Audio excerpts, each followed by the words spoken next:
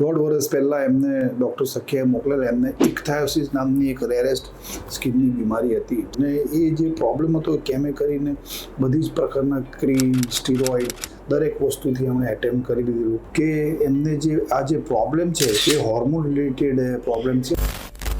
Basically એમને જે problem ઇક્થાયોસિસનો હતો એમાં એવું થાય કે ઘણી વખતે એમના બોડીમાં સ્કિનમાં ચારે બાજુ પિગમેન્ટેશન, નેક ઉપર, એમના ટમી ઉપર, થાઈ ઉપર, બેક ઉપર બધી જ જગ્યાએ હાઇપર પિગમેન્ટેશન અને સ્કિનનું ટેક્સચર છે એકદમ ચેન્જ થઈ ગયેલું હતું, જેના માટે એમને લોંગ ટર્મ સુધી સ્ટીરોઇડના ટેબ્લેટ્સ, ઇન્જેક્શન્સ અને ક્રીમને બધું યુઝ કર્યું, પણ સંભાવ છેલ્લા લગભગ 15-20 વર્ષથી એમને કોઈ પણ પ્રકારનો ફરક નહોતો જણાતો. તો આ બધા પ્રોબ્લેમ્સ છે એ સોલ્વ થઈ શકે. જો પેશન્ટ બોર્ડરલાઇન ઓવરવેટ હોય તો મેટાબોલિક પ્રોસિજર છે એ આવા પેશન્ટને હેલ્પ કરી શકે. And we discussed in among our senior faculty group also કે whether it can be doable, આ સર્જરી કરવી જોઈએ નહીં કરવી જોઈએ.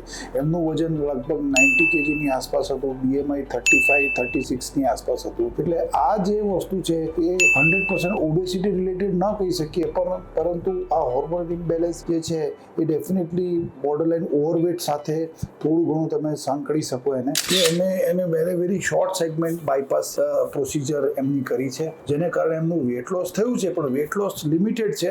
પણ એમનું જે હોર્મોનલ ચેન્જીસની જે સ્કિન પ્રોબ્લેમ હતો એ ડેફિનેટલી તમે જોઈ શકો છો અત્યારે કે એમના નેક ઉપર, ટમી ઉપર અને થાઈમાં બધી જગ્યાએ જે એમનો જે ડિસ્ટર્બન્સ, જે બધો પ્રોબ્લેમ થયેલો હતો એ બધો જ પ્રોબ્લેમ એમનો ઓલમોસ્ટ 99% જેટલો છે તે ગાયબ થઈ ગયો છે. Thank you.